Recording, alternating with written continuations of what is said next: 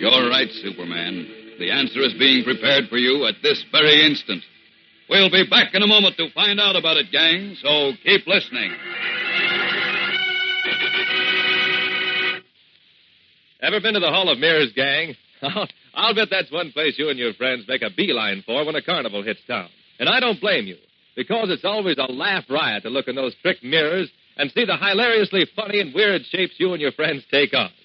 Boy, oh boy, if any of us looked in real life like we look in those mirrors, would we be unhappy? Well, did you know that sometimes cartoons and malicious stories work like those trick mirrors? Yes, that's right.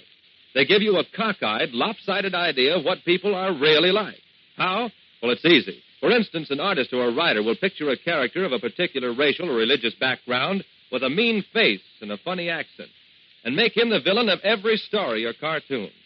That gives readers an idea that all people of the same religious or racial background are just like that, which is exactly what the misguided artist or writer wanted them to think. But people who fall for phony stuff like that are suckers, because by simply getting acquainted with their neighbors of different races and creeds, they could easily see that the caricatures pictured in those malicious cartoons and stories no more resemble real people than the twisted image in the trick mirrors resembles you. Now, you're smart enough to understand how tricking up a mirror will distort a reflection.